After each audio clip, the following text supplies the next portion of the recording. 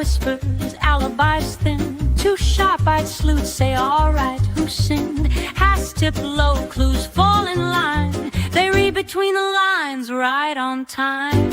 Grim starts sweating when the squad rolls through. Every story tested, most don't stand up to prove. So grab your fedora, jump right in. True Crime Squad's on, and the trouble begins. Join the super squad, bonus laughs, deeper clues. Same sharp sleuths, just extra clues. Hey everybody, welcome to the True Crime Squad. I'm Kristi Brower, here with my sister, co-host, and partner in crime, Katie Weaver. Hey Katie. Hello. How's it going? It's going just fine. How was your Monday with the Kouri Richins trial? I worked a lot, so I've heard things, but I haven't heard all of the things. But oh man, it been was contentious. Holy moly! Yeah, I had one kind of chuckle because, and I'm not saying this happened, so please don't go tell the internet I said this is real. But it was my own. Your brain tells you the things. But this thing happened. So I had just read about some attorneys that are facing disbarment over using AI like ChatGPT to write briefs and having incorrect information, like citing case law that doesn't exist and things like that. So that was in my head. So then there's this argument today with the defense where they're trying to cite certain case law to back up their argument, and the judge goes, yeah, but that case doesn't have anything to do with what you're arguing. And all three of them had a funny look on their face, and then they said, we'll just move on. And my first thought was, ChatGPT wrote your brief. Okay, I'm not saying ChatGPT wrote their brief, but that kind of cracked me up. Like, what are we doing here? Right? What are we doing here? That's all.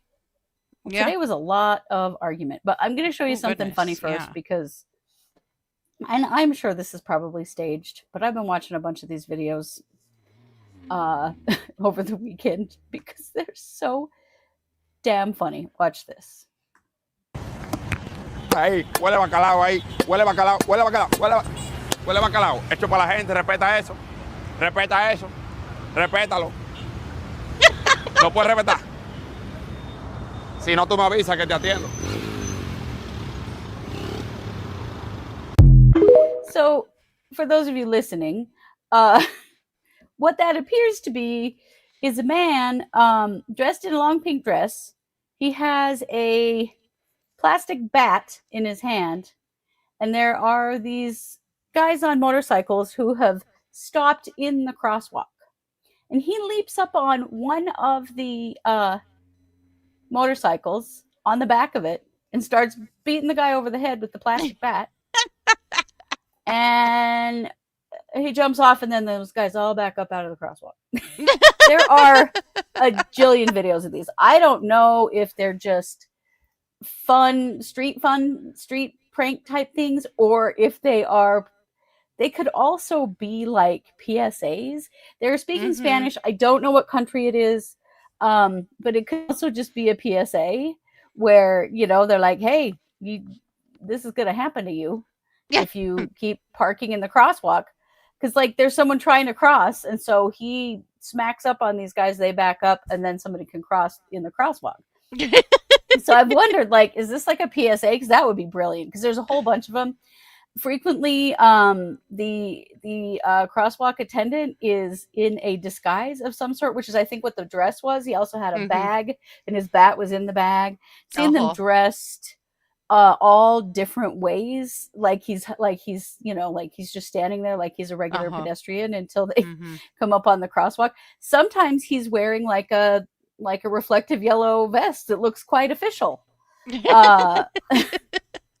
the one video where he hops up on the back of the guy's bike, and he's literally standing on the seat, just whack, whack, whack, whack, whack, whack, whack, and the guy's backing up.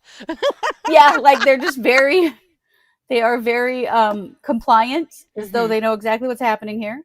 Yeah. So anyway, hilarious. So funny. Watched a whole bunch of them over the weekend because sometimes you need a break from all this crazy shit. Well, I have some very exciting news. On Friday, we had been ran an errand, came back. We were just getting out of the car, and what did I hear? Crows yelling. And I've been waiting because they usually Oh, come back somewhere between like the last week of February and the first week of March. And my crows are back. 3 of them. yay! Yep. How exciting! And yeah, so I ran in and got their food and blew the call and fed them, and they were out there eating. The Maggies are back eating, and like it's just very exciting. So That that's is all. fantastic. How fun! And they're spending a lot of time. They really like to drink out of the pig's pool in the backyard, and it has water in it because we've had so much rain lately. So they've been out there hooting and hollering and doing their thing too. So anyway, That's yes, so cool. I love it. yeah, love it so much. We do have to pay homage to EH, who is in Mhm. Vermont, and it is -4 there today. Mhm. So sorry. Yeah. We have had no negative temperatures this Nope. winter for us, and that is that's unheard of. Unheard of for us. We always have some Mhm. negatives. Haven't had any. You'd think we have by what my power bill looks like, but no, it has not been that That's cold. just, everything's more expensive around here. Oh my Um, gosh, yeah. But wow, -4. I'm so sorry. I Mhm. know how much that sucks. The Yeah, negatives, super that is sucks. just a different kind of cold that you cannot Mhm. even get away from. Yeah. It's awful. Yeah. The piggies So don't I'm sorry care for about that. the crows at all. They are completely unbothered by birds. Doesn't phase them. How funny. One time last fall we let all the roosters out. We were getting ready to. We had someone who was coming to get them, and they Mhm. were pecking the hell out of Fiona, and she didn't even act like she cared. She laid down in the dirt right in front of them, and they'd been pecking her. She didn't care at all. Maybe have you seen fish that run like fish car washes? Maybe chickens are like pig car washes. It could be. Maybe so.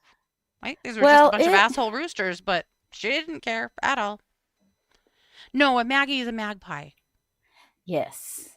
We have a lot Yeah, of we have magpies lots here. of them here. Yeah, They are funny, beautiful, just cool birds. they are. They're gorgeous. So it's been quite a day in court. Mm-hmm. I walked into the bathroom right before the show and went, my God, I haven't even combed my hair or brushed my teeth today. What am I doing? I know what you were doing. Watching court. Mm-hmm. Also, do you like my lip color? Yeah, it's cute. This makeup has gotten so next level. This is a lip stain that is a literal marker that I just Wow. draw on my face. The end. and then it it lasts forever too. Like it lasts. I can put on lip gloss or put on whatever over top of it. The stain lasts forever. And Yeah. when I opened it, because I have several different kinds of lip stains, I'm way into them right now. Yep.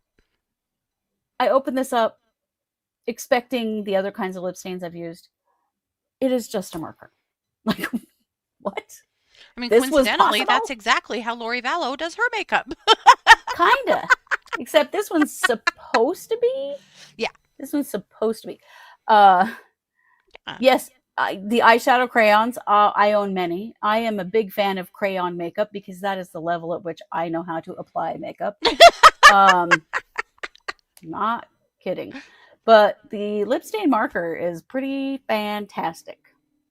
Right, Kristi? Okay. See, that's the thing. I've not been into makeup really at all in my adult life until these markers or not. I didn't even know about the markers, but like the crayon type makeup. I'm like, oh, Mhm. okay. Well, I can do that. Yeah.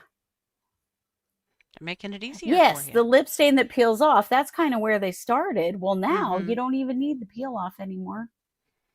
Some of them, they're liquid. Sometimes they're a gel. Whatever. Mhm. It's crazy.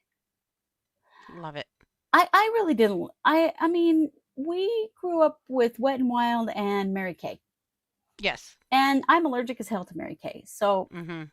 I couldn't really use it. But man, a lot of people around here pushed Mary Kay when we were kids. Holy cow! And young It was adults. a huge thing.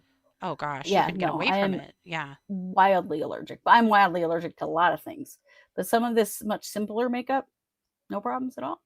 Wow, good work. Want to welcome know. Paula. She's new. So glad to have her here. Welcome, And welcome. So glad to have you.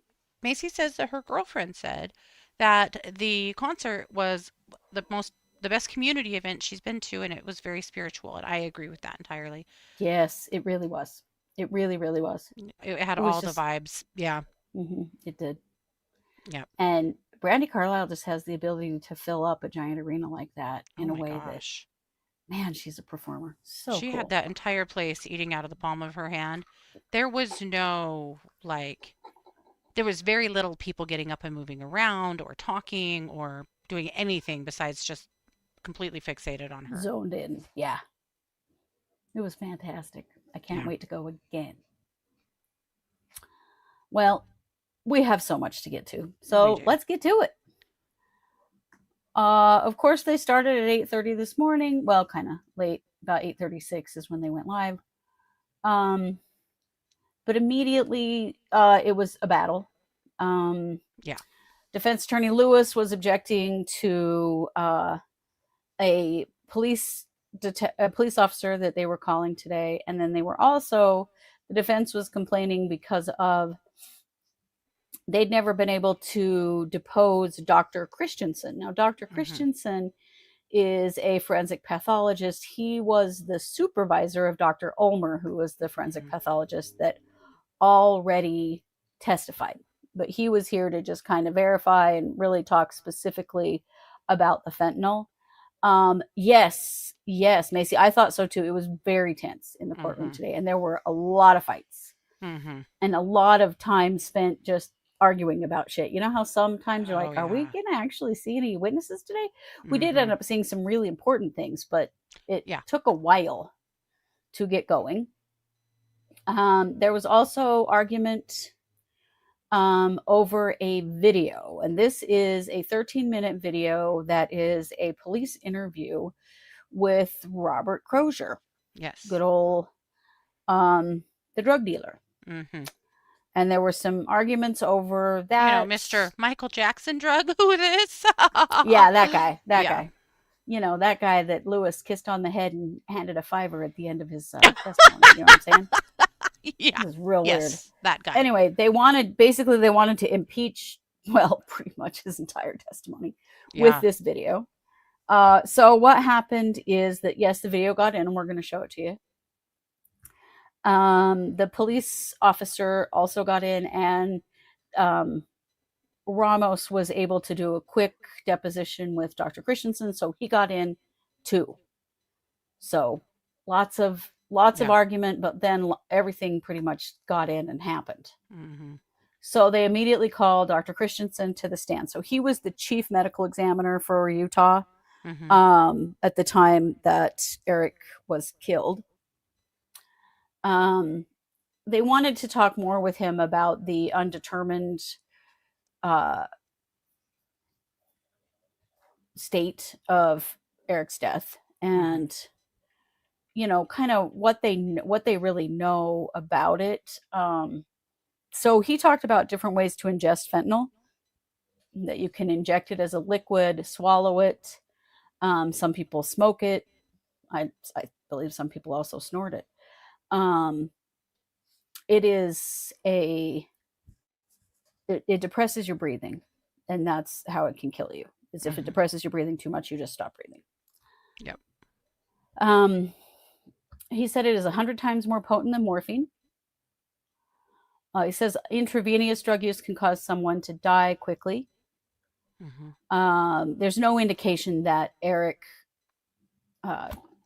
did intravenous fentanyl. They checked his body. There were no injection marks or anything like that. No. He said that Eric had to have ingested the fentanyl orally because it was in his stomach and then in his blood. But he said there's not really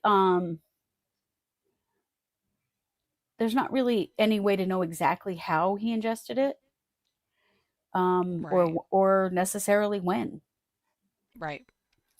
Now, he did talk about that he did receive a call from Kouri Richins at one point, and he did speak to her. They played the call. I wasn't going to play it because the quality is terrible, but she has some questions for him. Oh, but first he said people can die from even half the amount of fentanyl that was in Eric Richins' blood. Like, he was heavily overdosed. Yeah.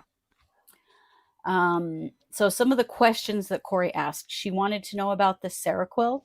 We've talked about it. That was in his blood. It is an antipsychotic medication. Mm-hmm. It was found in his blood and a little bit in his stomach. Christensen couldn't really say what that meant, except that we know that Kouri had a prescription for it because police found that. Right. She also told him that there was no indication to her that Eric was using any alcohol, which it is in fact her story that she gave him a Moscow Mule. Mm-hmm. Made him a Moscow Mule. Yeah. Yeah, made him a Moscow Mule. So that was odd. It was a little bit like she was fishing for information and also kind of trying to plant something, I think, with this guy. Well, she couldn't pronounce the Seroquel, not the Seroquel, but the other name for it. She couldn't pronounce that correctly. Acted like she'd never heard of that before in her life. That was weird. Yeah, she acted like she had never heard of this med, even though we all know she had a prescription for it. She had a prescription. Right. They had been celebrating. Yeah. Right. And she'd made him this drink because they were celebrating. And honestly, the only reason we know that is because she told us. So we don't know what's actually true here. Right. But that was interesting that there was kind of some fishing going on with her, I think. Christensen talked about how in the past, fentanyl deaths were from prescription, from overdoses from prescription fentanyl. But now, fentanyl is illicit. That fentanyl is on the street as a street drug, and it is not coming from prescription fentanyl. It is different. It's being manufactured and passed around, as we know. He talked about how, it's possible to become tolerant to opioids and to have to take very large amounts. We've talked about our dad taking a tremendously large amount leading up to his death. He said that there was nothing to suggest that Eric was a chronic user of fentanyl based on the information that they did have. But here is one mistake, intentional, I don't know, on the part of the investigation, because the investigation is pretty sus. They did not do a hair test on Eric. No. And had they done a hair test, they would have known. They would have been able to tell if he was a regular fentanyl user or a user of anything else really consistently. It would have been in his hair. Yep. Or a urine sample. There was some talk about a urine sample or examining the liver for that as well. Yeah. None of those things were done. He said from everything that he saw, he did not think that Eric was a regular fentanyl user, but definitely it's kind of sus that they didn't test him in every way possible, knowing that he died of a fentanyl overdose. Yeah. It's very weird. It's just yet another way in which the investigation wasn't great. Yeah, it really is. He also had he had a meeting with the police at one point. We didn't really get a lot of information about what happened at that meeting, but that seemed kind of odd too. I don't know. The investigation makes me uncomfortable. The police's behavior makes me really uncomfortable. Yeah, I don't know why. Why didn't they order all of those tests? They could have and just didn't.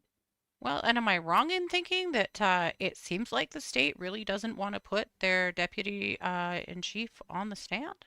The detective? Yeah, they don't. They put him on stand today for 5 seconds to answer a couple of questions, and that was it.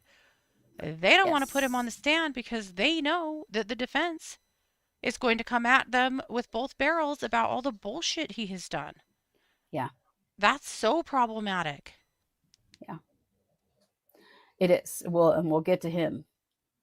So one of the things that the prosecutor asked about is there any kind of an allergic reaction to opioids that, like, could you have an allergic reaction that kills you? He says that really doesn't exist. Like, it's not like a peanut allergy. He said that opioids don't really elicit an allergic response. but people could have hives or something like that. But mostly it's just, it suppresses your breathing until you die.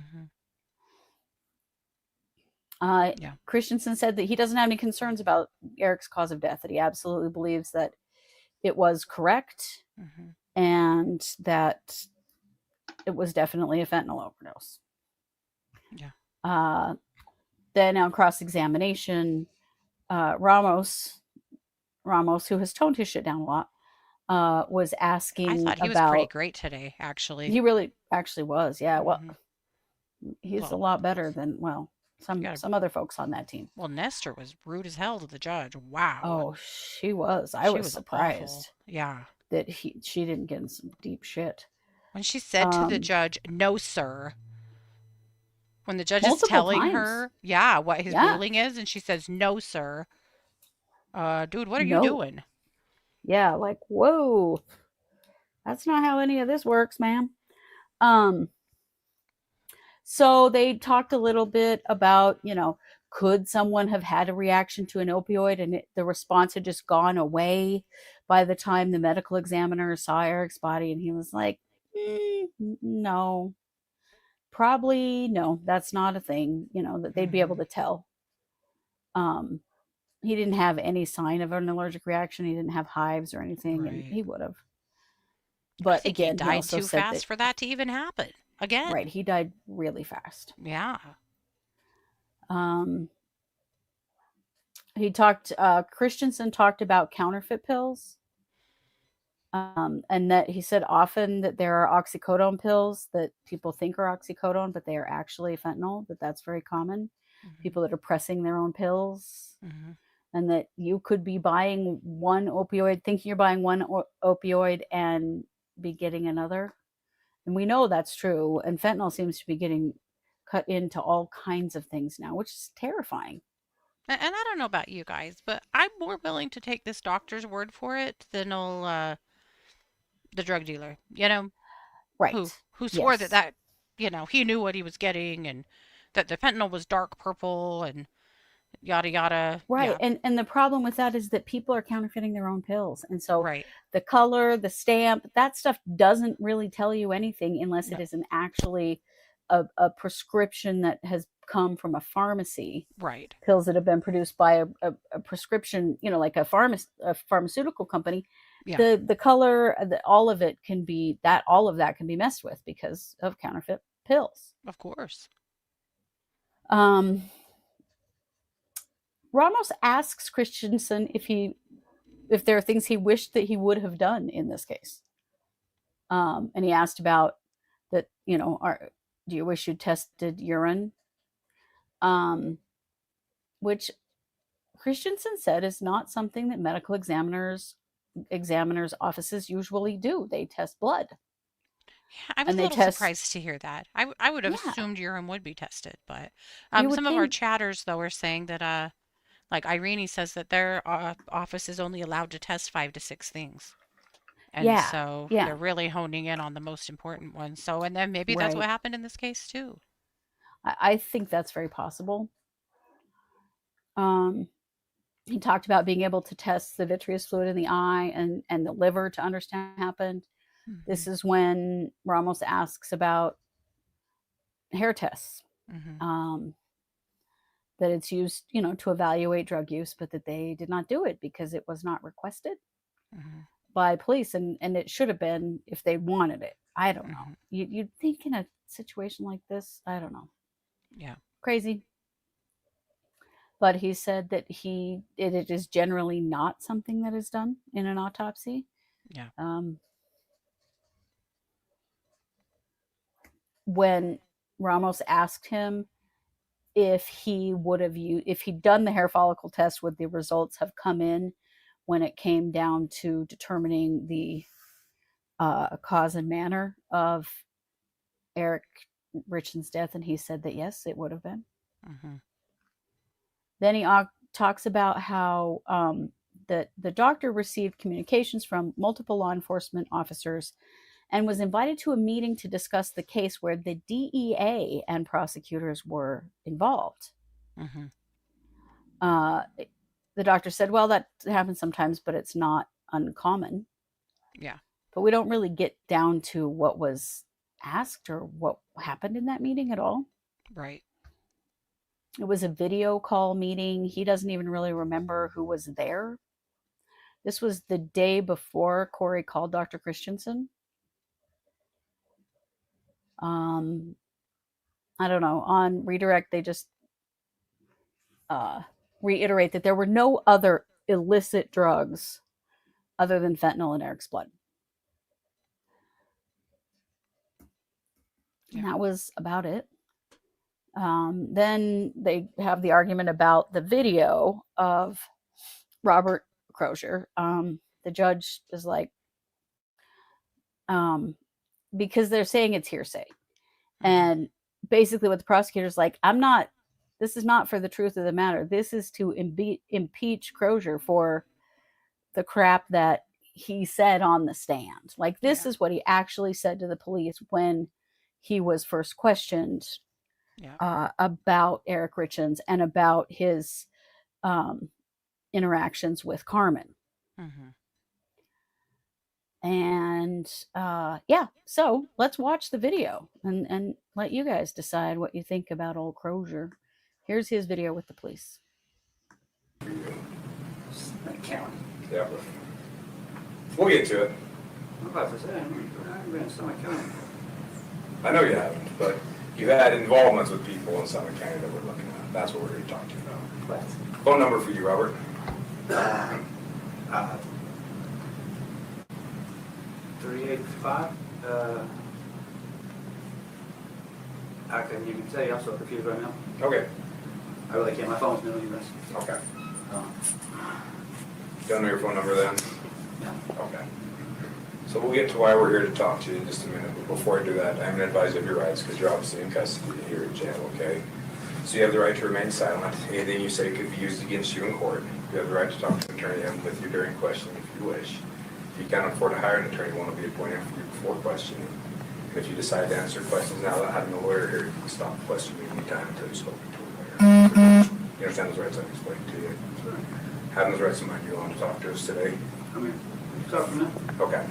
So we're here to talk to you about a transaction that you made a little over a year ago with a female named Carmen Lauber that Nicole put you in touch with.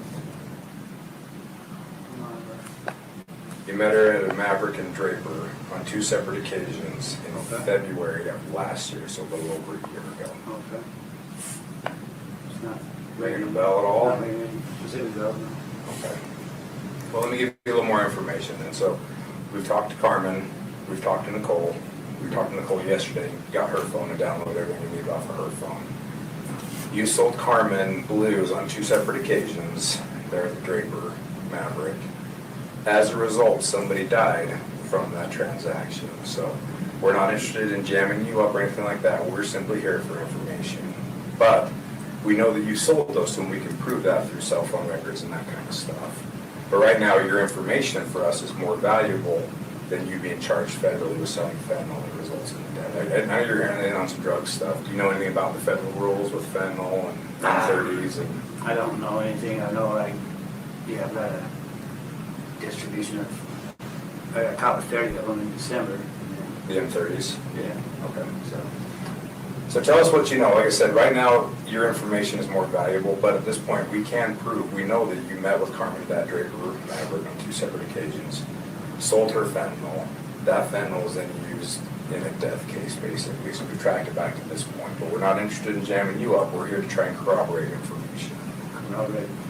Validate. I know what Carmen and Nicole have both already told us. So you're in the position right now of either telling us what you know about it and basically not hurting anybody because Carmen and Nicole have both already talked to us here, and you're verifying information we have.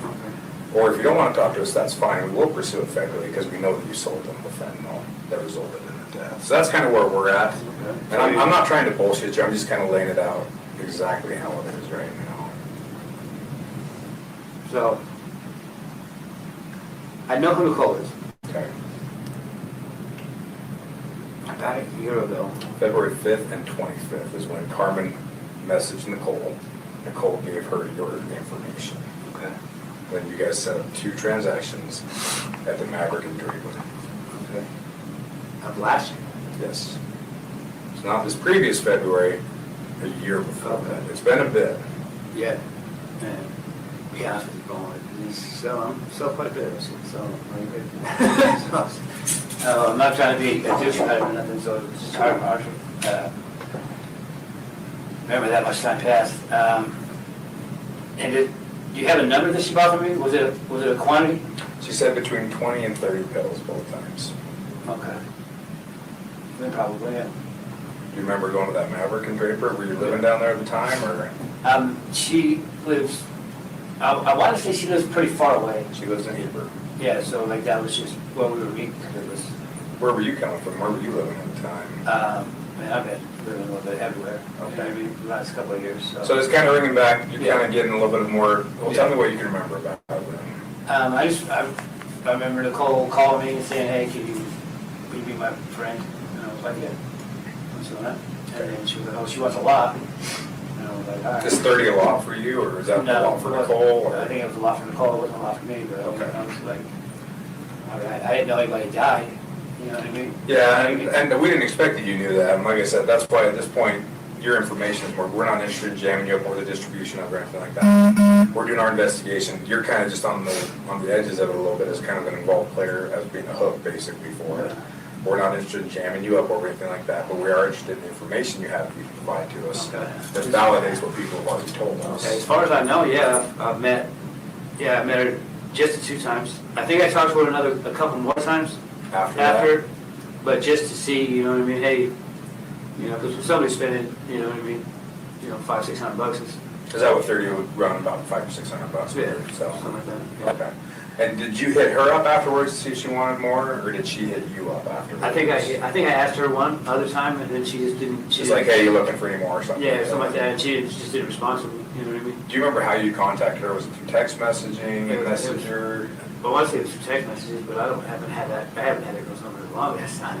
What phone would it have been on? My phone. Fuck. Maybe a 333-6156 number.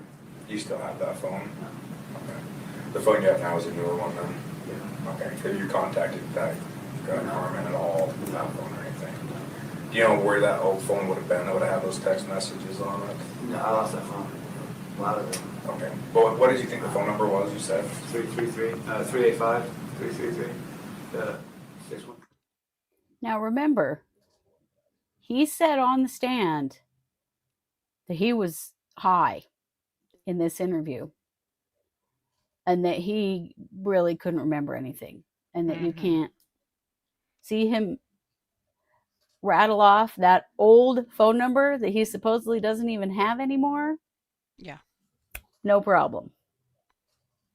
He seemed much more sober to me in this interview than he did on Friday. On Yeah. Friday, his eyes were rolling around. And he was doing that weird eyebrow thing. Yep, and the tick, and I Yeah. thought Friday, I really wondered if he was actually sober, knew what he was talking about. I know there was Maybe a lot he was. going on. Maybe with him. that's how he behaves in general, but he seems totally lucid. I agree. He does. He doesn't seem like he's telling crazy shit here. Okay. So with these transactions, when Carmen hit you up, what did she tell you? She just told me that she had a friend that wanted, you know, Did she ask for blue specifically or fentanyl specifically, or did she ask for oxys, or what did she ask for? No. I think she might have asked me for blue. Man, I can't remember. But you sold her M30s, right? Yeah, I told her what she knew what she was buying. Okay, so she it wasn't like she's asking for oxys or something like that. She got the M30s. Right, no. Okay, so No. she knew that there was fentanyl in those pills. Okay. You remember where you got those pills from? She knew that there was fentanyl in those pills, and he said yes. Yeah, and she knew what she was buying, he said. Yeah.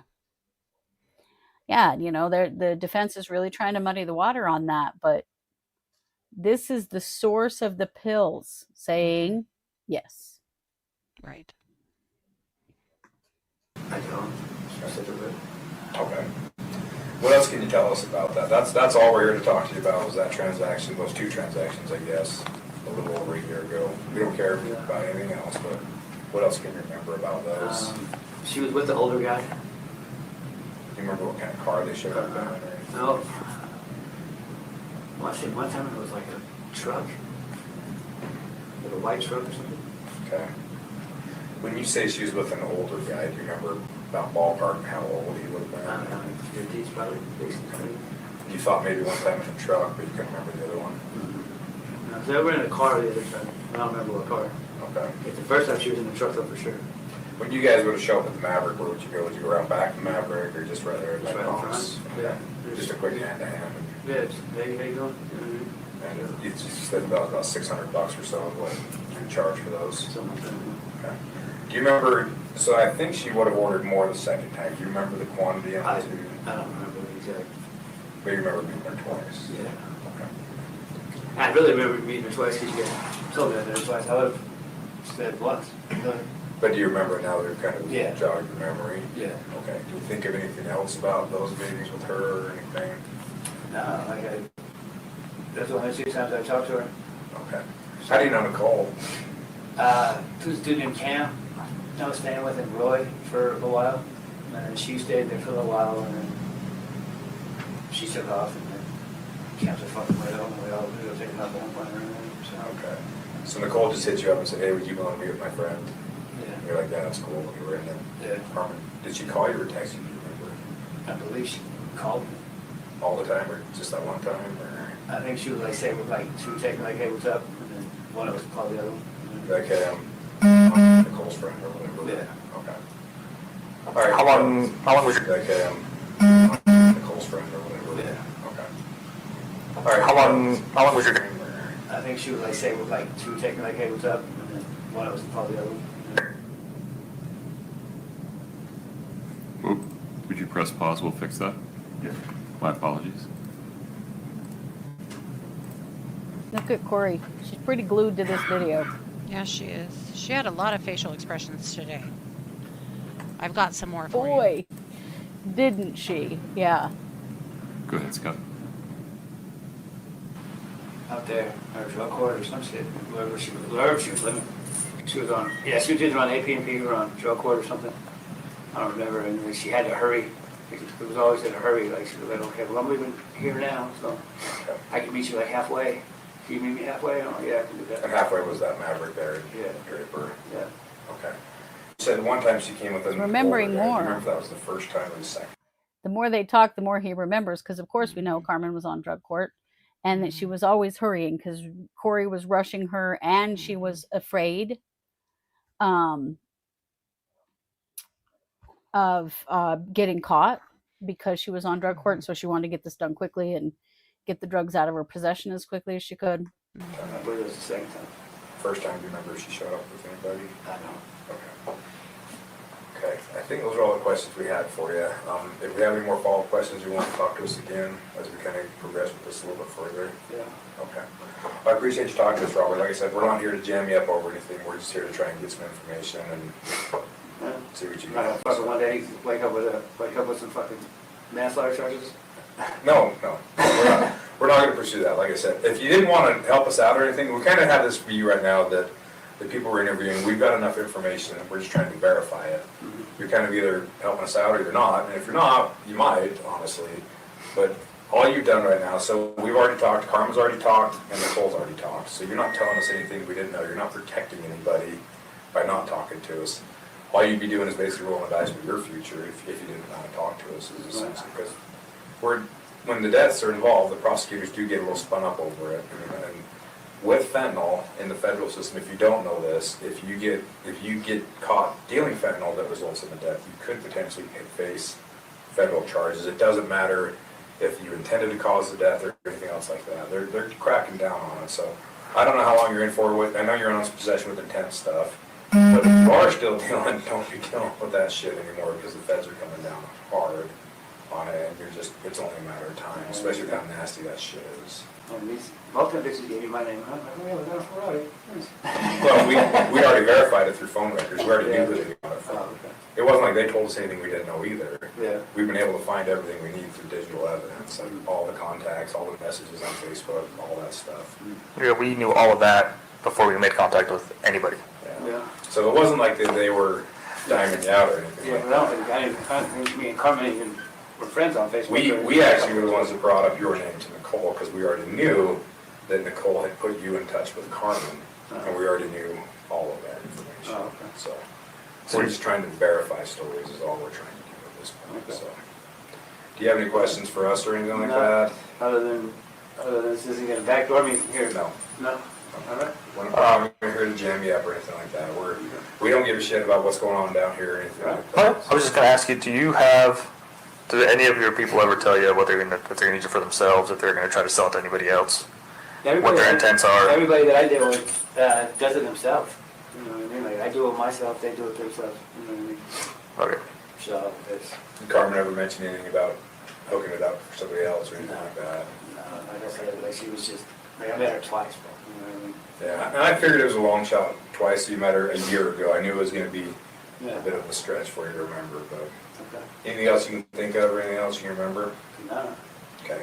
As you think about it, if you do think of something, let one of the COs know or one of the investigators here at the jail know. Okay. They'll reach back out to us if you think of anything else you want to talk to us about or anything like that, okay?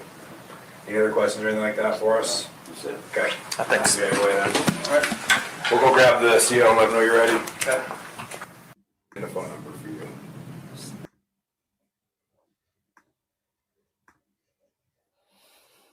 Okay, so he doesn't bat an eye about that. Yeah, he sold her fentanyl. He doesn't say, "Well, I wasn't even selling fentanyl back then," like he Doesn't says say on the anything like stand. that. Yeah. Like, there's nothing to indicate there that he was.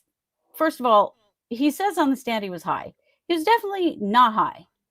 He was No. in jail, had been in jail with charged with possession with intent to sell. Mm-hmm. And they were pretty straightforward with him. Like, you help us, you're not going to get charged for this. Like, there was no intimidation there. And the longer they talked, he started remembering things that we know are true. The man that went with her friend Nick, that she was in drug court. Yeah. Like, I just don't Well, and see. this is the story he went with until 2025. Right. And that's when he decided to change his whole story. Yeah. And even after he signed a new affidavit with the new story, then the defense sat down with him and he changed it all over again. Again. Yeah. But he really, he was very clear there. And there was no hesitation at all that he was, in fact, selling fentanyl. No. And that He was didn't the deny big that in thing any way. that they Yeah. were trying to say when he was crossed from Yeah. defense, was that he wasn't selling fentanyl back then. Yeah. Yeah, he clearly was. Definitely he was. Yeah. So I don't know. I am more convinced than ever that, yeah, he absolutely sold her fentanyl, that Carmen knew it was fentanyl, and that Kouri knew it was fentanyl. Mm-hmm. And I know Carmen was all over the place, but the thing that never changed with Carmen is that she got drugs for Kouri, and Kouri paid her for them. Now, how that all occurred, and I know it's all pretty convoluted, but this guy's statement to the police just further corroborates that fact. Yeah. So I've wondered that, Jules, as if he's afraid the feds will come in later and charge him about the fentanyl, that he's trying to, back it up on the fentanyl because he doesn't want to be charged with Eric's death. And that's possible because, yeah, that has been happening more and more. Oh, yeah. But I didn't see anything there that said he's high, he's lying even. He didn't even seem to be lying. He really wasn't even nervous. He was just, yeah, okay, well, that sounds right. And the more they talk, he's like, oh, yeah, okay, I do remember, Yeah. So anyway, that was pretty decent evidence on the side of the prosecution, which we have to say is saying something, because frankly, kind of been wondering what's going on with this prosecution. Well, and again, I mean, part of the argument on the defense's part today was this should have been played while Crozier was on the stand so that he could be crossed on it. Right. And Should have Again, been. why wasn't it? I am so Yeah. confused about the order of events with this trial.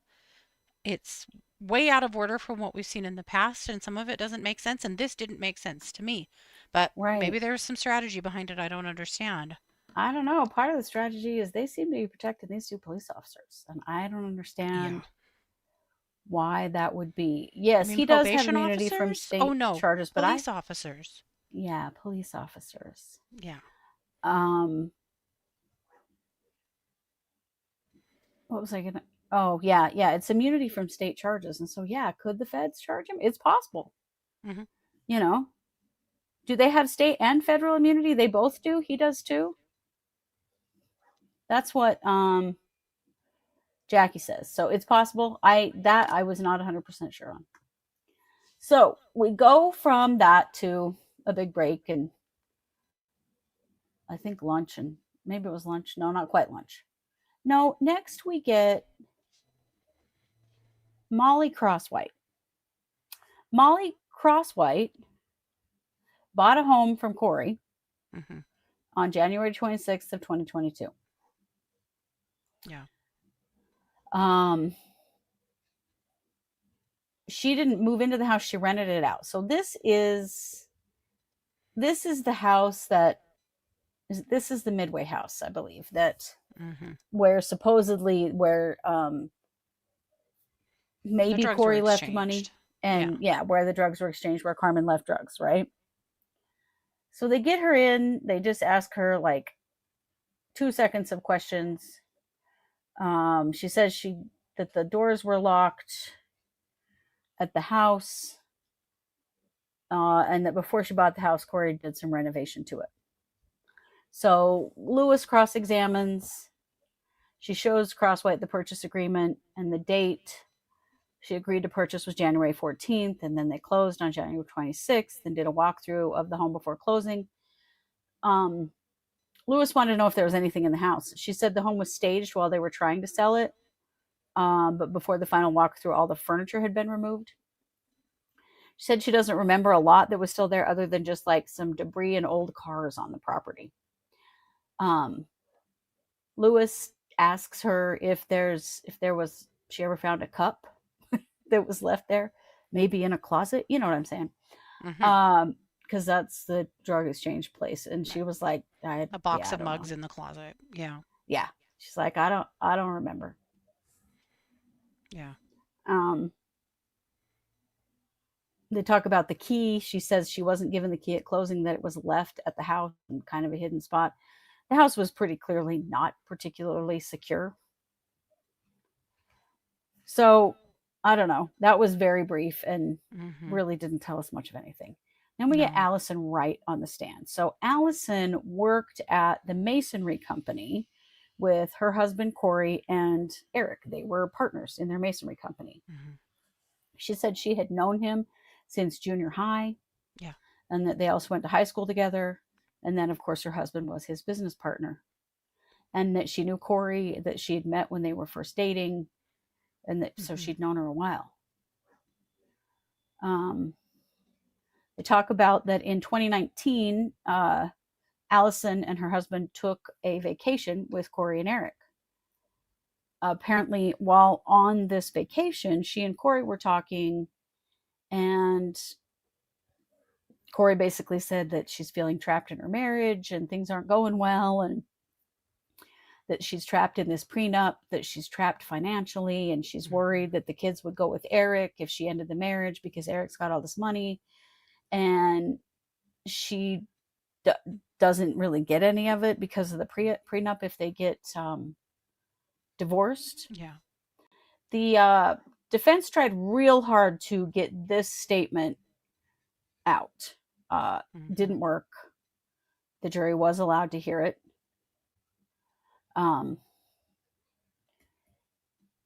The defense attorney basically said, well, it was Nestor. And she said, well, this was in 2019. This was so many years ago. But basically what it does is it validates the motive, where it's clear that Kouri knew what her prenup said, and that she knew that she would be really screwed if she divorced him. And, that validates a lot of the financial motive. Mm-hmm. But yeah, the defense went real hard with her. Yeah. I don't know. Nestor was really, really Aggravated on one today. Yes. Yeah. Yeah. She tried to imply that the reason that Kouri and Allison had this conversation is because Eric was having an affair with a coworker. It seemed quite clear that that was not true. Right. She didn't later, know that. Yeah. no, she later said that she'd heard that there was maybe like an emotional relationship going on between Eric and a coworker, but that to her knowledge, it was never an affair. But Nestor pushed and pushed and pushed her, and she just didn't have it. She just, that was not true as far as she knew. Yeah. Then there was a talk about Eric and Kouri having a falling out. She said yes, but it was temporary. She pushed and pushed and pushed. Well, you never went on a trip with them again, did you? And like that there was this big, huge falling out. Turns out that Kouri turned Eric in for poaching. Is what it sounded like to me. Wow. Hunting violations. And that they did have a falling out briefly, but it wasn't, it didn't like destroy their relationship forever or anything. Yeah. Then we got some real implications from Nestor about that Allison Wright is close to Eric's family and that had become very close to them after Eric's death. And she said, I was close to them before Eric's death. I mean, come on, lady. This is Summit County. This is a very small place. Yeah. If she These are people that went to junior high people, together and are still friends in their 40s. Yeah, but there was some implying there that, that she had bias against Kouri. What it sounded like to me is that they were heartbroken about Eric's death and wanted to help Eric's family. Right. Yeah, she said she'd been close to them since she was a teenager. Right. This is a small place. Yeah. They all know each other. Of course they do. You grow up in a little place like that. There's only 43,000 people in the whole county of Summit, okay? It's very likely that they know each other. Well, but also that conversation on that trip obviously made a mark. It obviously was a little maybe shocking to her that Kouri shared these things with her, or for whatever reason, it clearly stuck with her because she had a really clear memory of it that they couldn't really trip up. Yeah. Right. Yeah. Camas is tiny, which is where Kouri and it's so confusing. Other Kouri, the defendant, and Eric were living. Yeah. So yeah, it's not a shocker that these people all knew each other in multiple ways. I mean, we grew up in a town like that. Right. So that was pretty interesting. Then we went to lunch. This was interesting. At lunch, the judge received a note from a juror that she had met with Molly Crosswhite professionally one time and had completed one transaction for a home where they work. So, of course, there's not supposed to be any relationship between the jurors and the witnesses. Yeah. Obviously, this was something that they didn't know about, and I think it was really great that the juror jumped right up and was like, "Oh, hey, you should know this." Right. I wonder if she had a different last name at that point or something. Like the juror obviously didn't realize it until they saw her. Right. I don't know. If it was that, the defense said something about the juror questionnaire. And if we'd done this differently, things like this wouldn't have happened. We should have found these kinds of things in voir dire. Yeah. So I thought that was interesting. So, of course, the defense is putting up a big stink about it. The judge is like, I think they have 4 alternates. So it's not like this has to be like a big thing right this minute. They're gonna talk more about it tomorrow. and it will, they'll determine whether or not this juror will stay on this trial or not. But the judge was like, let's just everybody take a deep breath. It's tough to, this is not a big panic. Let's not all freak out, because the defense is kind of freaking out. And it's like, but what impact would this even have? And if there's any worry at all, they've got lots of alternates. Yeah. No, it's not that big of a deal, but the defense, of course, they're doing their job. They're giving Kouri a rigorous defense, which we want and expect, because they everyone, are, absolutely. If you're here with us, we want a fair trial. We expect a fair trial. We will advocate for a fair trial always. So, yeah. Definitely. That doesn't mean we won't make fun of them occasionally, because, well, they sometimes make it too damn easy, but, Right. I do really like this judge because he's so, let's everybody take a deep breath. No one needs to be running around with their hair on fire. We will deal with this. Let's all sleep on it. Think about it. What's the best way to solve this? It's not a big emergency, I like that about him. Yeah. So they come back from lunch to address several things before they bring the jury in. And one of the things is cell phone data. They're bringing in a bunch of cell phone related stuff, and that's really where they spend the whole afternoon. They're not bringing in the actual extraction data from the cell phone. And remember, we've learned about Cellbrite and all this stuff. And the actual Cellbrite data report is just a bunch of ones and zeros. And so it has to be interpreted. But the defense, is like, well, we want to bring some of this in later, but if they're not bringing the actual extraction in, is that going to keep us from bringing cell phone stuff in later? And they had a big talk about that. And the judge was like, well, as long as it's, warranted and you do it in a legal way, it'll be fine, because that's just exactly what the defense or what the prosecution did today. Yeah. We've seen it go both ways, where they do bring the ones and zeros report in so that it's on the record, and then the interpretations too. So the thing is that the original report, it doesn't mean anything. You can't look at it and go, oh, well, this says no, it has to go through software to be interpreted. So anyway, they talk about that. Then Lewis brings up the note from the juror. She says if the defense had known this during jury selection, that the juror would have not made the pool.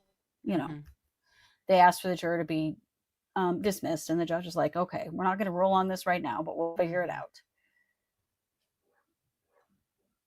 Okay, so then we know, because the judge said this on Friday, that he wanted to get the request for a mistrial from last week on the record, because it happened in a sidebar. Well, this has everything to do with the day that the forensic tech from Summit County referred to, if you remember, Nestor was like, well, just go with me on this. There were some phone calls between Kouri and her family that you might have, been the one to extract the records for. I'm just going go to use with me on very this. careful language now. Go with me on this. While looking at them, she said, I made eye contact. She didn't. I don't know what she wanted. She wanted her to lie, is what she wanted her to do. And the tech goes, do you mean the jail calls? And then they all had, the whole world blew up. It was a big thing, and everyone freaked out. Because why did she think the tech had telepathy? I just don't. Also, why would the tech lie? They're jail calls. That's what they are. So there was a lot of, kerfuffle about that last week. Well, apparently she asked for a mistrial over that. Yes, she said, through no fault of mine. Right. I tried to get her to use my language. Ma'am, she is on trial for murder. You think these jurors don't know she's been in jail? Are you kidding me? That sent me. Yeah. Yeah, it was pretty ridiculous. And the judge is like, yeah, I will be declining this. He's so nice, though. He's always like, well, I'll be overruling that with respect, of course. With all due respect, no. Yeah. Yeah, and the judge was kind of like, it was quick and innocuous. He already addressed it with the jury.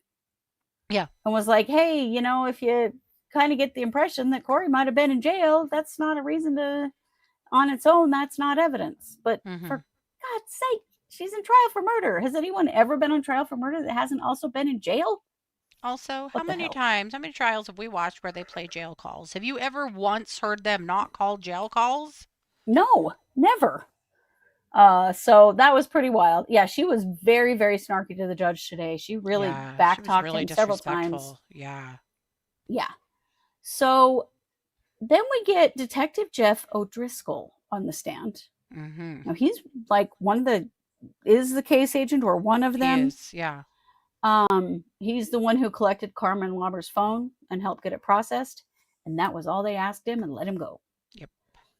That's all they wanted to know. He's the guy that the witness from Friday who talked about how she was being harassed, who said he was coming to her house with a warrant and a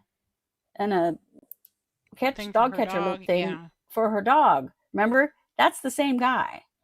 He also became Carmen Lauber's PO. Probation officer. Which there's is weird. Some weird shit that is weird with him, and the prosecution is clearly keeping him off the stand. Because they do not want the defense to have a shot at him. Now, they did not release him from his subpoena, however, so we may see him more. But he was on the stand for like 30 seconds. And there was no cross because there was nothing Well, there was cross. one question. Just made him reiterate his name, and that was it. That's right. Yep, that's right. Yeah. So then we get the last witness of the day. This is Chris Kotrodimos. He owns a company called M20 Solutions. He is a retired enforcement officer. He evaluated the phone records in this case. We've been waiting and waiting and waiting for the phone records and for the text messages. Yeah. Finally, because we know how often stuff like this really does make a case. Oh, yeah.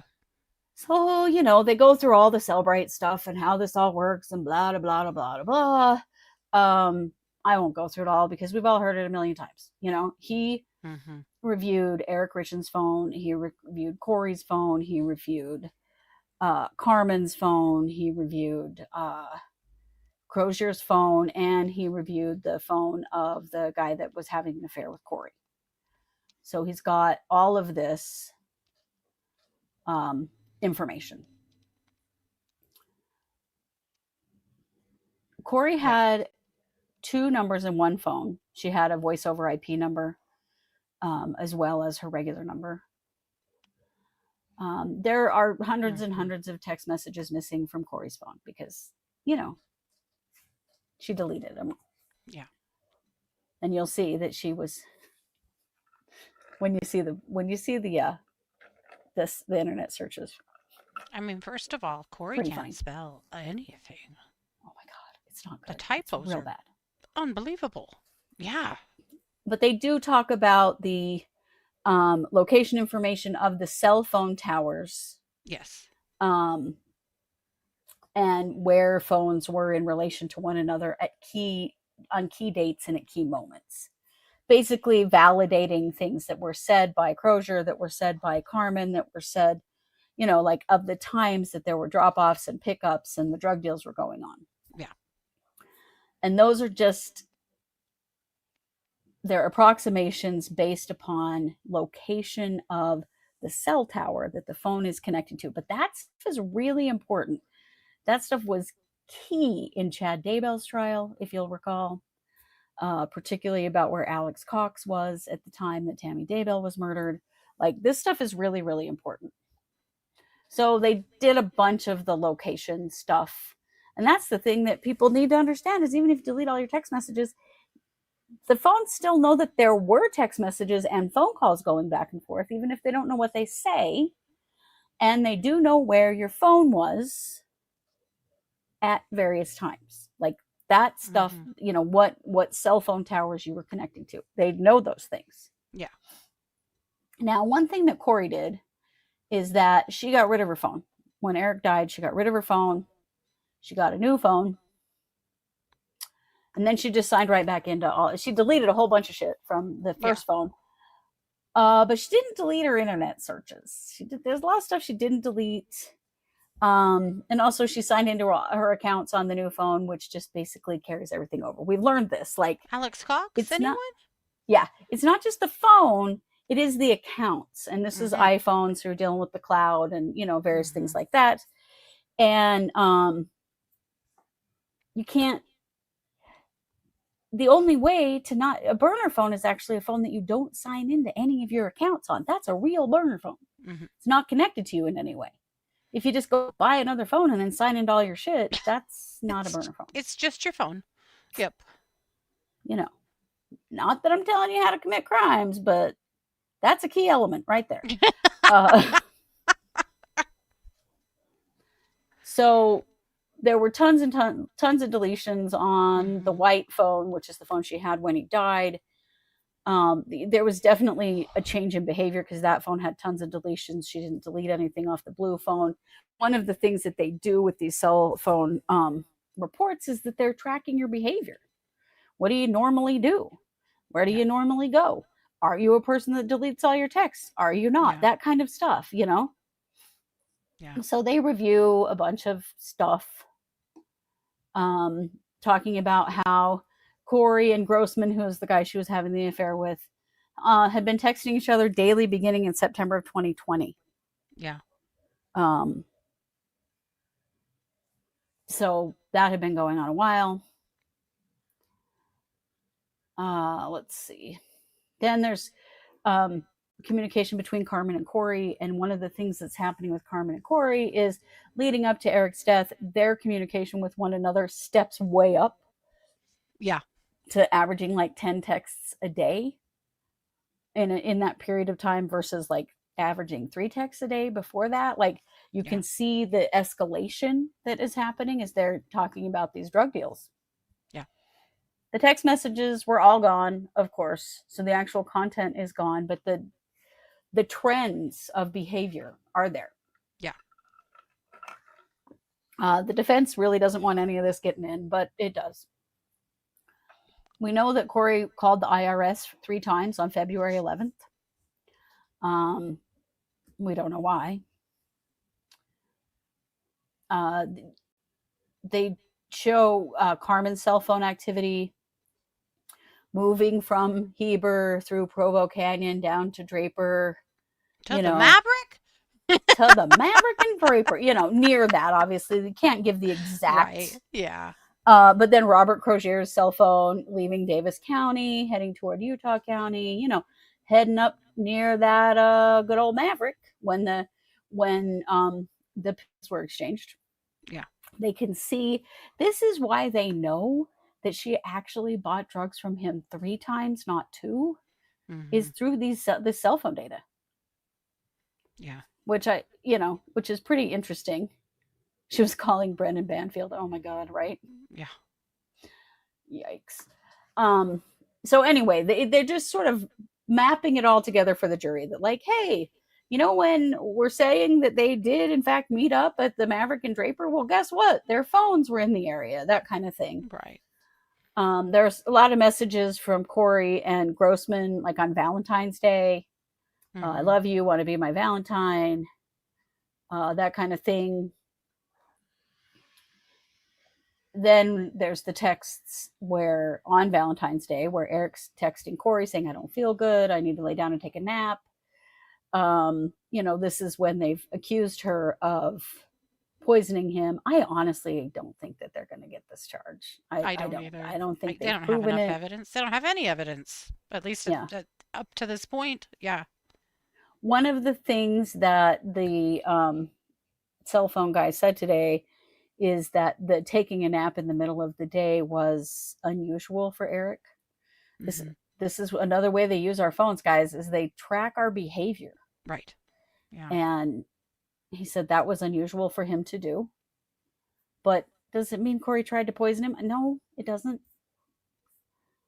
So then the defense still doesn't want this stuff in. The judge allows it in and says, they don't like the evidence of the affair. very much, but it's there. Mm-hmm. They go through on the attempted murder charge. Personal opinion, they knew very well they would never win that, but they wanted the jury to see it. Yeah, I think you're right. They threw in because she has so many charges. Well, she has so many charges. She has 2 trials. Well, right. I mean, the financial crimes are gonna. Yeah, but oh my God. I think that's a really valid point, Katie. That they wanted the jury to see that. That they think that she tried before, and I'm not saying that she didn't. I think it's pretty likely she did, but I don't think they're going to be able to prove it. No, me neither. So they go through all this, and there's a lot of really technical stuff about images and things that get left on your phone even when you delete things, like thumbnails. And then there were 39 thumbnails, but there's one that's real important. And let's just say that Kouri had a pretty strong reaction to this one. So, Katie, would you like to share that with us? Yeah, this is a brief clip of her face was, like you guys said, was really facing today. Exhibit 3. Look at what Mr. Kotrodimos found, the remnant of something. I understand defendant's objection. It is respectfully overruled. You can explore these topics during cross-examination. State's Exhibit 3-19 is admitted. We could publish, please.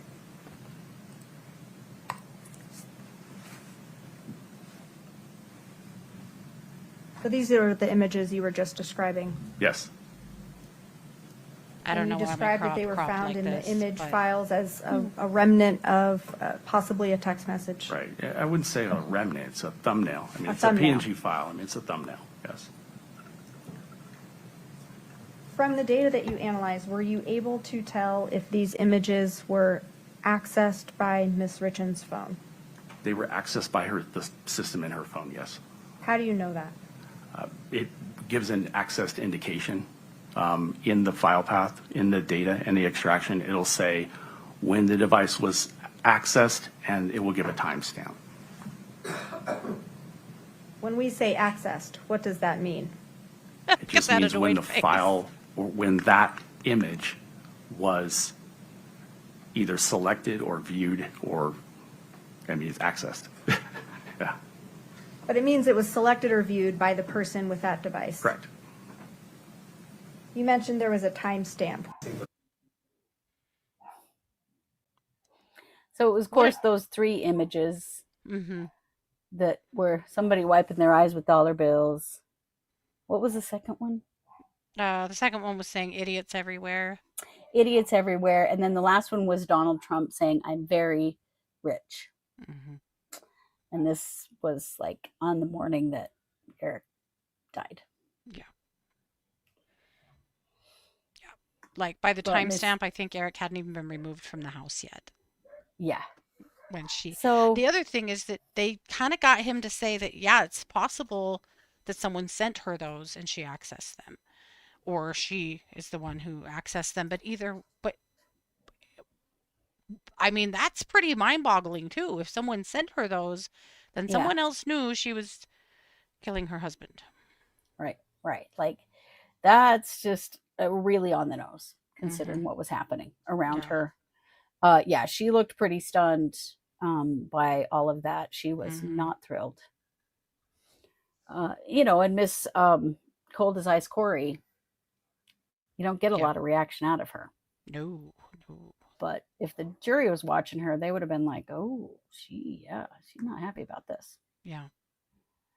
So then they go through, I don't know, this big long thing about how many times she locked and unlocked her phone and where the device travels, basically how many feet it travels in the house. The morning that she found Eric, she unlocks her phone at 3:06 a.m. It's unlocked for 28 seconds. At 3:07 a.m., the speaker is activated. At 3:08 a.m., the device travels 243 feet. At 3:10, the phone is unlocked for 1 minute, 40 seconds. Yeah. At 3:15 a.m., the phone is unlocked for 37 seconds. At 3:19, the phone is unlocked for 28 seconds. Then again for 3 seconds. And then at 3:28 a.m., the phone travels 135 feet. Yeah. And at 3:22 a.m., the receiver is activated because that's when she calls 911. Yeah. So part of the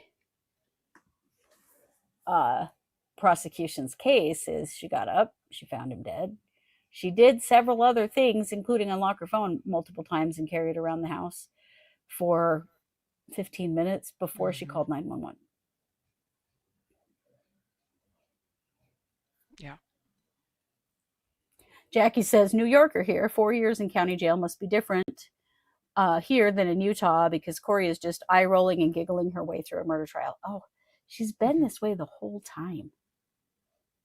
Yeah. I know. But you're also right about that. I would imagine the jail she's in is fairly comfy and cushy. Yeah. Yes. Yeah. Yeah. And it is. I mean, it's little Utah. Yeah. It is. Yeah. So then, they do the PNGs. And they talk a little bit about how everything can be deleted. But one of the things that Miss Kouri did not delete is her web history, searches, and websites. So I have a video for you of a lot of these. This is where the luxury jail for the rich search comes from, plus a lot of other really dumb shit like, what dose of fentanyl will kill you and, things like that. That you're like, dude, really? As beloved listener Jess would say, stop searching for murder shit on your phone, right? But Kouri definitely did do that. So let's watch this video.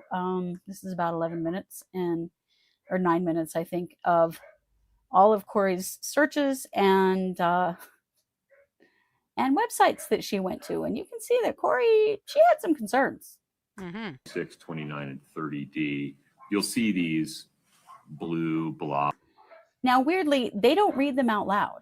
They don't read them into the record. They only show them so that the jury can read them. So I will read them for you. That have no text behind them. Those are intentional redactions of information that has no relevance to this case. I'll wait till they blow them up because they blow them up and then you can really see them. Behind the blue box. It's irrelevant. Just ignore it. Ms. Shervanek, please continue. So as we were talking about these 3 exhibits that we will go through in turn, you mentioned web searches versus site visits. Yes. What are we looking at here? These are web searches. What's the difference? So when you get in and you hit send to search, so can you delete everything on an iCloud account? Had typed into your device. Can you delete everything off an old iPhone without actually having it? We're all aware of that, but maybe not if the results come up. If they actually click on a result, that would be a web. You don't really need the audio on this. Can you, can deleted text messages be retrieved? Can you change the password remotely of a lost cell phone? Can deleted text messages be retrieved from an iPhone? Can you change the password remotely of a lost cell phone? She was very concerned about a lost cell phone. Log into iCloud account. What do cops when they get electronics? Utah prison, women Utah prison, Summit County District Attorney. Can cops uncover deleted messages? Oh, hell. We lost that one. I got to go back because there were some good ones there.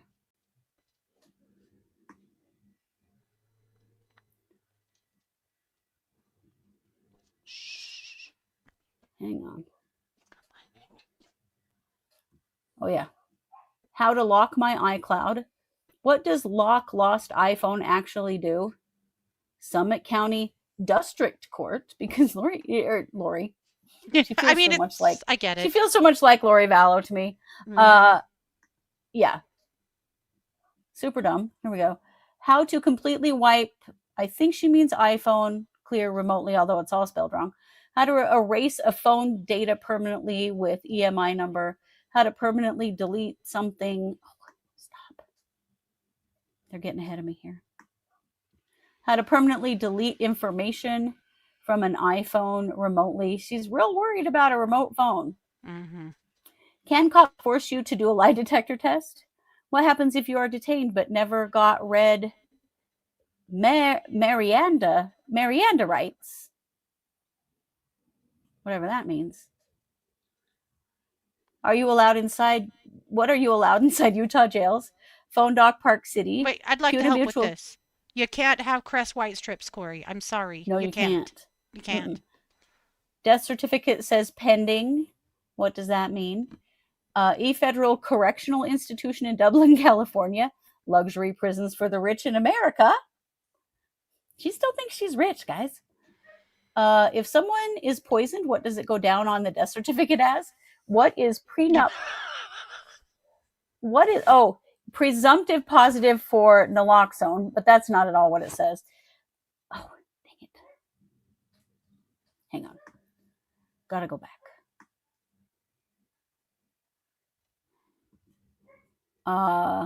What is presumptive? What is presumptive positive? Can you overdose on naltrexone? Because see, they were testing him for naltrexone and naloxone to see if, you know, he was on any of those meds, or we know that he was given naloxone by the paramedics, but he was long dead.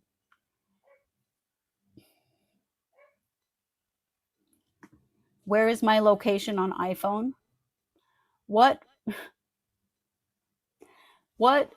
prescription JS is to stop alcoholics?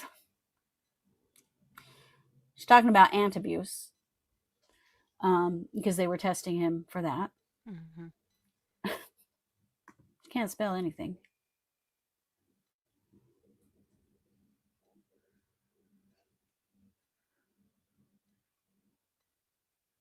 K.N. Richins, Realty, net worth. Kouri Richins, Camus, net worth, searching herself.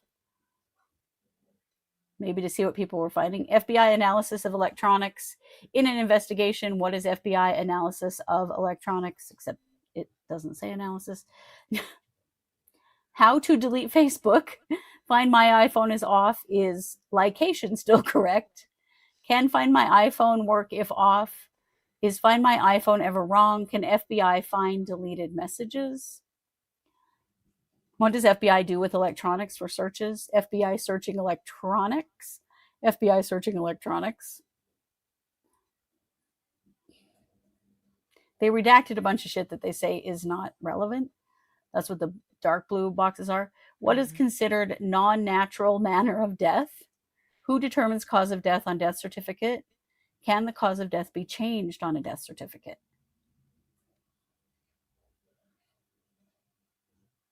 What is a white-collar crime? Oh, Kouri. Murder's well, not you've committed many, darling, so yeah. Allegedly. Why would the FBI be involved? Is the medical examiner report and autopsy report different? Although it's all spelled wrong. Really wonder how Kouri wrote a book. How did Kouri get a book published? She can't spell for shit. Good editor, I guess. When does the FBI get involved in a case? She's way worried about the feds. How long does life insurance companies take to pay? What is a lethal dose of fentanyl?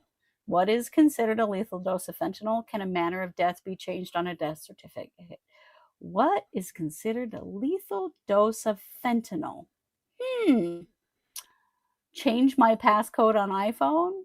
On the lethal dose of fentanyl, I am just curious to know, were these searches after Eric's death or before?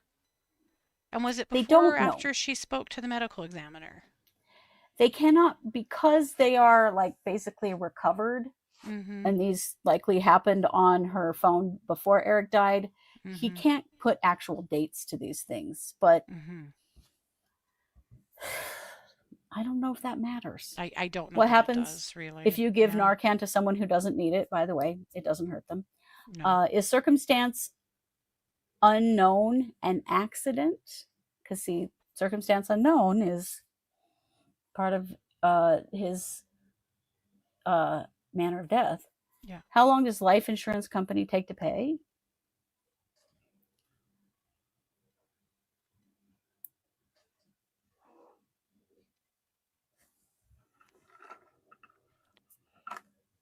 Women, Utah prison. Summit County District Attorney. Can cops uncover deleted messages on iPhone? How to lock my iCloud. What does lock lost iPhone actually do? Summit County District Attorney. What was that top one? Missed it. I want to see the last one. Oh, Utah prison. Huh. Why would you be searching these things if you hadn't done something that would get you to prison? It really... How to turn my iPhone off. And you're not a true crime podcaster, because, of course, we search shit like that. Well, I don't search what happens to get me in prison, but you know what I mean. Utah State Prison, Timpanogos Women's Facility, Utah inmate roster. Interesting. That cracked me up. These are searches where she actually clicked on a link. Mm-hmm. This is a Deseret News article that she's clicked on. 5 things you need to know about the new Utah State Prison and when the old one will be torn down. She's getting real worried about where she's going. She wanted to know if there's a rich white lady section. Mm-hmm. Can you delete everything on an iCloud account? Can you delete everything off an old iPhone without actually having it? Can deleted text messages be retrieved? Can you change the password remotely? Can deleted text messages be retrieved from an iPhone? She knows. She's cooked. Mm-hmm. Can you change the password remotely of a lost cell phone? Log into iCloud account. What do cops when they seize electronics? What happens to deleted messages? That was an article that she clicked on. Police can't read your iMessages, but here's what they can see. Right. And that was one thing that he talked about, is that messages that go over Wi-Fi or that are iPhone to iPhone, they do not get from your phone carrier. Mm-hmm. How long does life insurance company take to pay? What is a lethal dose of fentanyl? What is considered a lethal dose of fentanyl?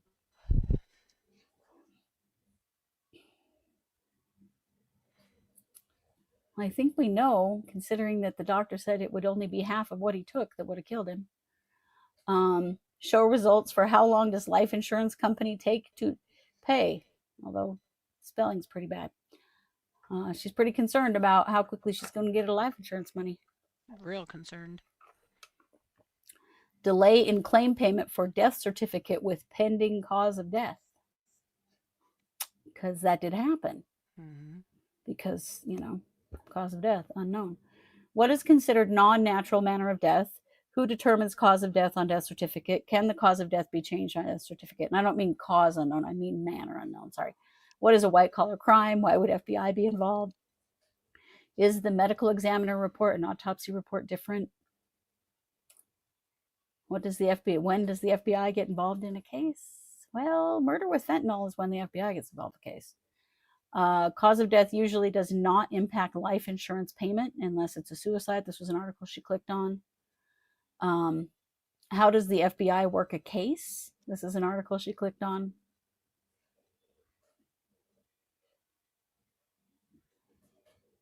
Let's see. Signs of being under federal investigation. Whoa.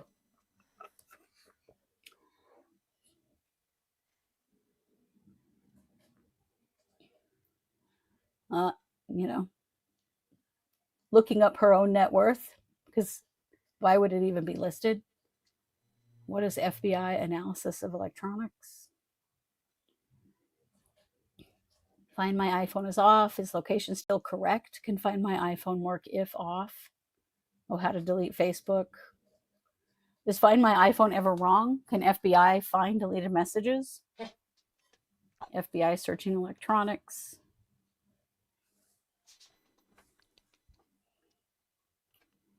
How to completely wipe iPhone remotely. How to erase a phone data permanently with the EMI number. Were some of these happening after they had her phone? Was she trying to delete her phone from remote after the cops took it? Can cops force you to do a lie detector test? What happens if you are detained? FBI conducted potentially millions of searches of Americans' data last year, report says. Yeah, for better or worse, that's happening. How do police and forensic analysts recover deleted data from phones? She knows her phone is her downfall. She definitely knows. Mm-hmm. What happens if you give Narcan to someone who doesn't need it? Is circumstance unknown an accident? How long does life insurance take to pay out? Search instead of circumstance unknown. There's the article about what happens to deleted messages again.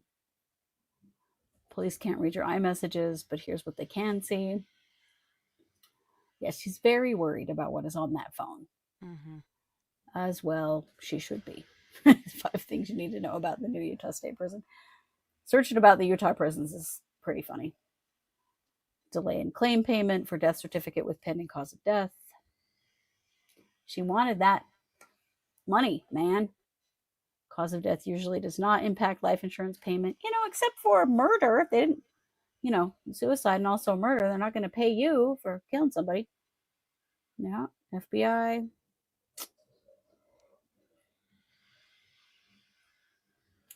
Yeah, how do they recover deleted data from phones? And we know she deleted a ton of stuff. Circumstance unknown. Life insurance companies, how long do they take to pay? How does the FBI work a case? How does it work a case, Kouri? Signs of being under federal investigation. That just cracks me up.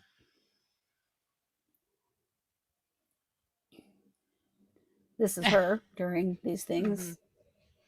Look at her shoulders. Mm-hmm. She's stressed. Mm-hmm. In my opinion, this may be the thing that puts jurors over the edge that aren't sure. Yeah, I think so too. If everything else is a little dicey stuff to you, that's pretty wild. Yeah. Yeah. Well, and really that's where the day ended. Mm-hmm. But I really do think that the interview of Robert Crozier was a pretty good win for the prosecution, agree. As was the cell phone data. Oh. Mm-hmm. No, I think it was a pretty dang good day for the state. Yeah, I think that the it was defense at this point. We had an interesting conversation in the chat room earlier today in the stream about Lewis, that wondering who's going to do the closing. Yeah. And I had said, if I were the defense, I would not use Lewis for anything important moving forward because of the trauma that she put everybody through, the jury through, with that 6-hour cross of Carmen Lauber. I mean, you can't tell me there aren't people on that jury that hate her because of that, or at least don't like her because of that. That was terrible. And if I were the defense, I wouldn't be having her do much of anything else that's front facing, because the jury they're not going to like her after that. Well, also you want to be very clear in your closing. And Lewis is anything but clear. Lewis is a confused mess all the time. Yes, little miss, I misspoke. Exactly. Yes. If anything, I'd put Ramos up there before the other two. Oh, I would too. I'll bet he does do the closing. That's my guess. He very well could. Mm-hmm. But it's scheduled for 4 to 5 weeks. The jury might not like him either because of the first day and all those theatrics. That was tough to take. That was, but he can repair that over 5 weeks, though. But I don't think Lewis can bounce back from that. I can't imagine we're really going to be here that long. The prosecution put on 21 witnesses in the first week. We're humming through pretty quick, even with all of the breaks for argument. Yeah. So, Jackie says, I bet this is why Ramos calmed down. He wants a shot at closing. Right. and knows Lewis and Nestor are universally hated. I'll tell you what, the way that Nestor treated the judge today, I was like, dude, what are you doing? Most of her nastiness was not in front of the jury, except for questioning the wife of the business partner. She was pretty shitty with her. She really was, yeah. And she was very sweet and meek and kind, and was trying really hard to deliver what she had heard from Kouri in a kind way. And Nestor was ugly with her. She really was, for no reason. You're not going to win a lot of favors with this jury being ugly. You're just not. No, this is Utah. Mm-hmm. Even though most of the nice is fake nice, it's still expected. It's still expected, yep. And the Rosanna said, I bet Lewis uncomfortable mean shit is not. Yeah, it's not going to fly. And the disrespectful stuff is not. Mm-hmm. Rosanna says, I bet Lewis's car is full of Post-it notes and old receipts from important things written on them. Right? I bet it is. Can you imagine what her briefcase must look like, too? It's probably like that. Just a fucking disaster. Wonder how many paralegals she goes through. Right. Allison Wright was very sweet. And, yeah, she was so nasty to her. Mm-hmm. Yeah. Yeah. Right. Ramos with that Ellie as well. Same. Yeah.